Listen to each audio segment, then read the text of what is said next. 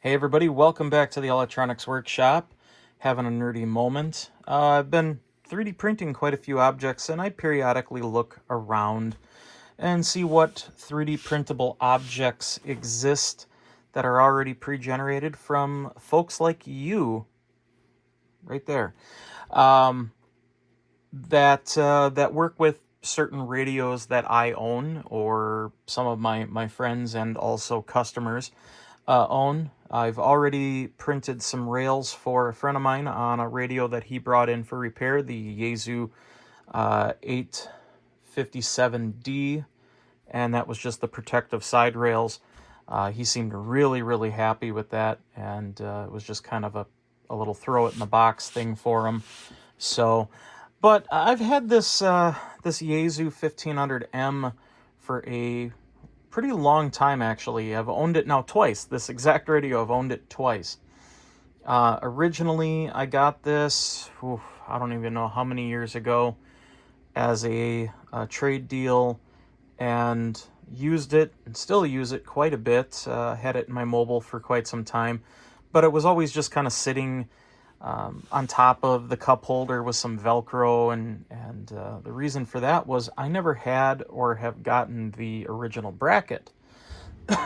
So without the bracket, this doesn't really have like a conventional mounting method with the screws in the side where you could fold and make your own, bracket, or find something close enough and shim it with some spacers or washers or whatever.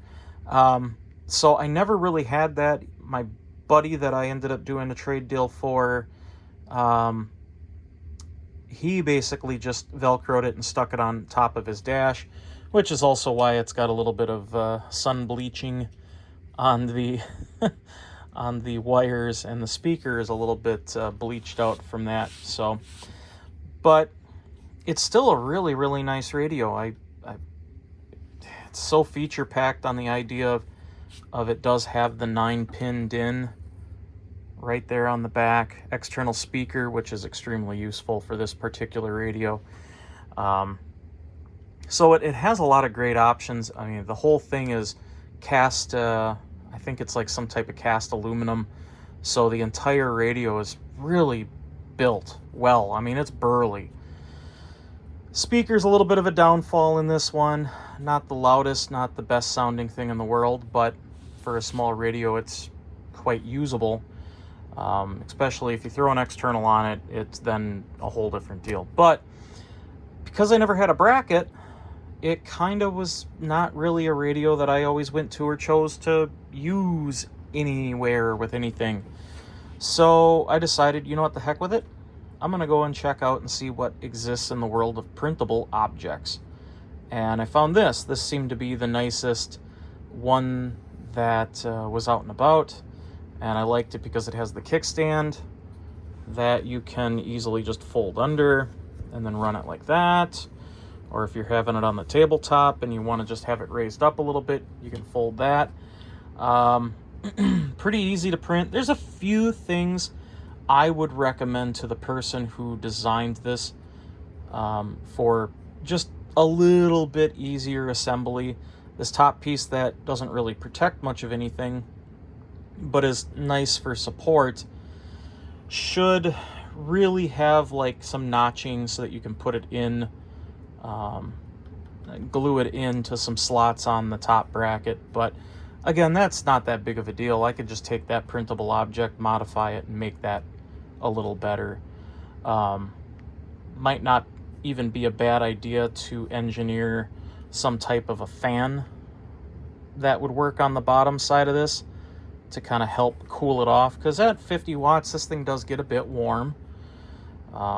So there's some modifications I might do to this design, because I like the majority of it, but there's just a few things that are a little lacking. Maybe I can make some type of a speaker horn enclosure piece that would go on the top side so that you can scoop it forward. Whatever. So it kind of gave this radio a little bit better and more of a purpose. It's a 2-meter monoband radio only, so it's a Yaesu 1500M, meaning mobile, I believe.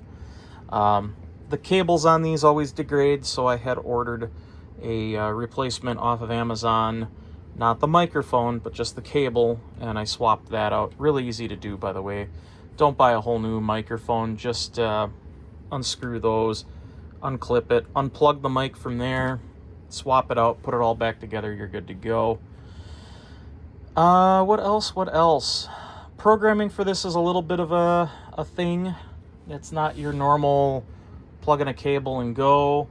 I do have a programming cable. I haven't really had any luck getting this thing to work on this particular radio, at least consistently. So the programming side of it on the software end is kind of a pain in the butt, especially through Chirp. I think there's just something weird about Chirp in this radio that don't quite jive.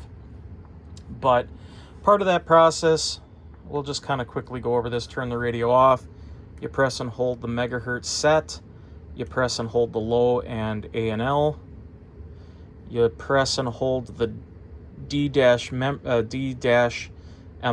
and MW, all those together at the same time, and then you turn on the power and that clone will show up. So if I understand this right, if you're wanting to program the radio so you have something going into it, it's a one-wire programming. That's kind of why this is so weird to do. So you have the megahertz set, you press that, and that's how you program into the radio, from what I understand. And it shows up as error if there's nothing there, I guess.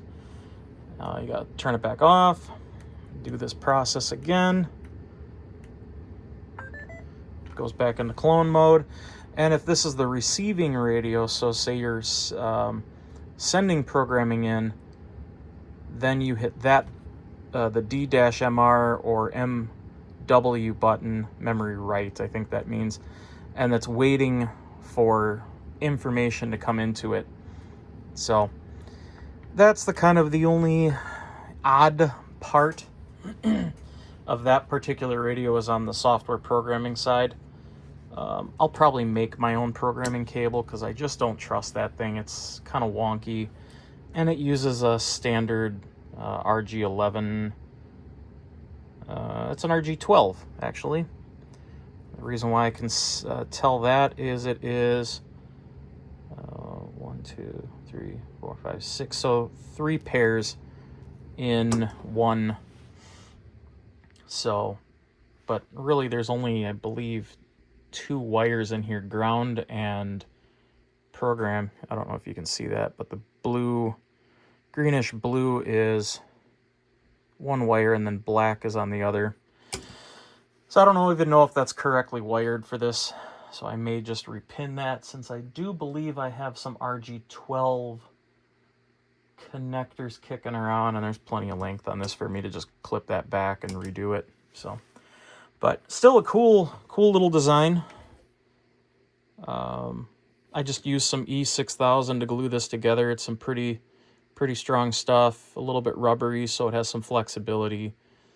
But boy, when it cures up pretty good. Printed this all without supports on my standard Creality CR10S Pro, heavily modified printer. I'll show that at some point again. So anyway, there it is. Nice little printable exoskeleton for the 1500M Yaesu mobile radio 2-meter monobander. Thanks for watching, and I hope you enjoyed this. We'll catch you in another nerdy moment.